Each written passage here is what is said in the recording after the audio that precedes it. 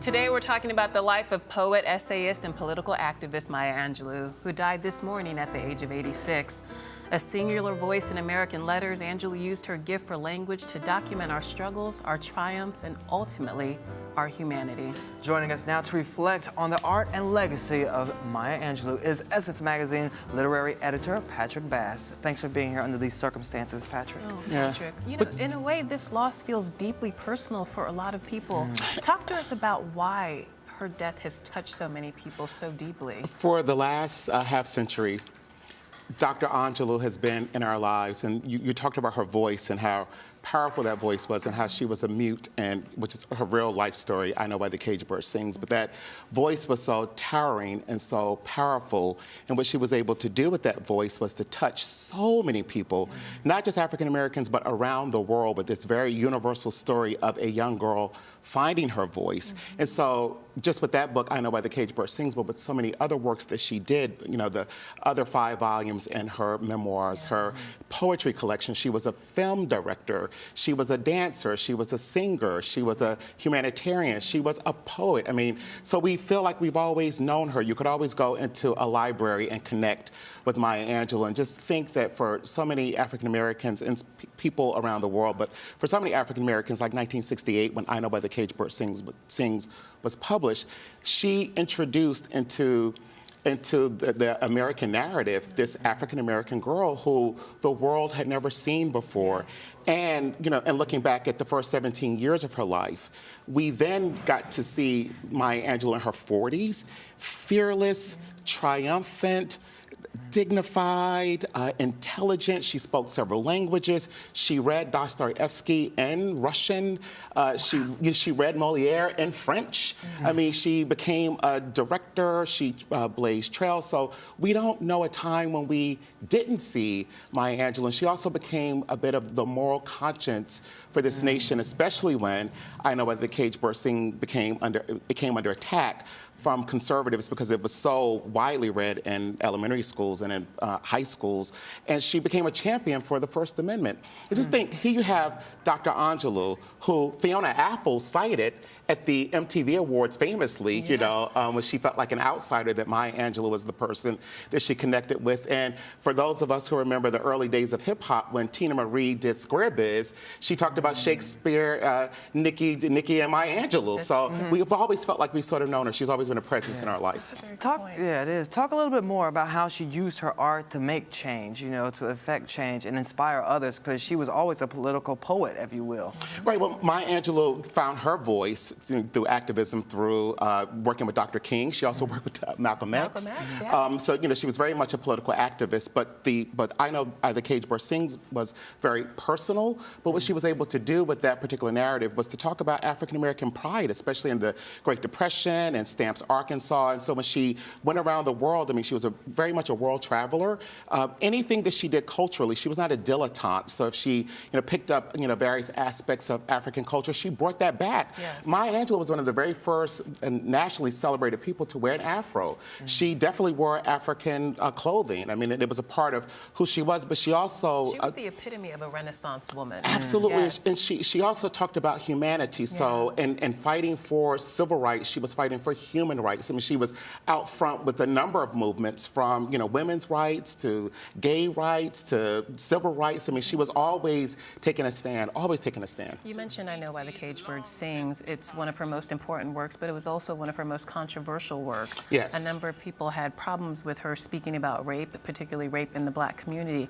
Talk to us about that controversy and how she didn't allow that to in any way dim her light. Absolutely. Maya Angelou always felt in her spirit that she was a poet, and she believed that poets must tell the truth. She and James Baldwin were the very best of friends, and James Baldwin, in fact, took her to a dinner party in which she would meet her future editor at Random House, who suggested that she write a story about her life. She said, no, I feel like I'm a poet, I feel like I'm a playwright. He goes, no, you must tell the story, you must tell the truth. And in telling the truth, she not only put a spotlight on, you know, African American and young girls, you know, being sexually violated and the relationship that she had with her grandmother, but she also was was able to free herself. Like, she was also able to free herself, and along the way, she was able to free so many thousands, millions, countless girls and boys, including a young woman named Oprah Winfrey, who would read that book, connect with that book, and she became a sort of surrogate mother for Oprah Winfrey. Right. And that's why we talked about earlier her being a voice for the voiceless, but also she gave the world a glimpse into the African-American female experience. What was important about that, and how was she able to do that effectively? Well, in 1968, when I Know the Cage Bird Sings came along, 1968 through 70, that's when Essence Magazine was born. And so Essence Magazine and Dr. Angelou had a relationship that was unbreakable. In fact, I used to work with her, and everything she did, well, it's not like I did it every day, but you know, at special occasions, we would always reach out to Dr. Angelou. She had a woman who works with her, Mrs. Clay in Winston-Salem, and she did everything through fax. Really? She did, you know, What do you mean? and she did everything through a fax machine. Like, there was no email. She was, you know, she was way ahead of her time, but she loved her fax machine. And I was thinking, well, where did she get the cartridges changed or whatever? You know? And she was into her words. I mean, she loved editing. She loved the writing process. She, you know, poured over every word. She cared about every word, and she never said no to Essence. Whatever we asked, she was always there for us because she felt like the magazine had been there for her and for so many African American women. So how did you react when you first met her?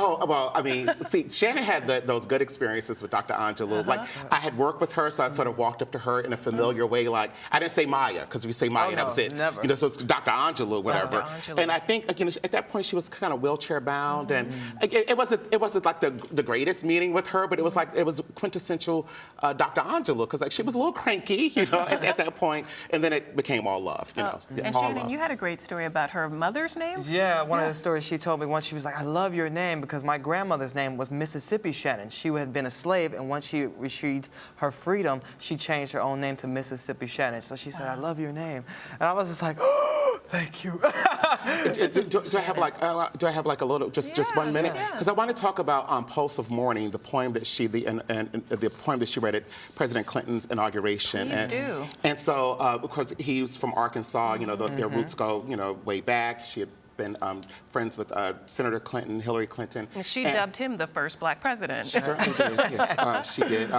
Toni Morrison. Toni Morrison, the New Yorker, did. Just facts. But my Dr. Angelou had an amazing relationship with him, and that poem was one of the most celebrated poems around the world, but it's also been critiqued. And one of the things I most love about Dr. Angelou was how she left stamps, but she never really left it, and she evolved, but she was always who she was at her core. So the first lines of that poem are a rock, a river, a tree. And everyone's like, what is that? A rock, a river, a tree. And what it was Rock of Ages, which is the old Negro spiritual song, the old church song that we all grew up with, Rock of Ages. And then there's a song called I'm Going to Lay Down My Burdens by the Riverside. There's a tree, there's plenty by the water, lay down all my troubles. So she took that and she sort of used that as the basis for the evolution of America. So she's looking at this rock, this river, this tree, these Negro spirituals, and how through the eyes of this particular community, this particular tribe, that we now arrive at this moment on Pulse of Morning, where this African-American woman is addressing the nation for the first time in that way since Robert Frost. And I will submit to you that Dr. Angelou may very well be one of our most influential poets of the past century, certainly this century, given Twitter and all this other stuff that's going on, and probably one of the most celebrated women writers of all time. She opened doors for women writers when the doors have been closed, slammed, shut. I mean, she really paved the way, especially with I Know Why the Cage Bird Sings. As a narrative nonfiction work, it is a work of art, and probably in the canon of the top 100 books of all time. Well, out of everything that she has done, what do you think her lasting legacy will be? Her lasting legacy will be her words, because her words inspire. And who would have thought that there would be an African-American woman from Stamps, Arkansas, born during the Great Depression, who connects with popes and kings, but also people whose names we may never know, who inspires and empowers, and she charges us with being fearless, and the greatest weapon to Dr. Angelou was always love. Oh. That will be her legacy. Patrick, that was beautiful. Oh, thank you. You so much. Thank you. Thank you so much. And thank you. And you're watching Arise Entertainment 360. That was beautiful. Just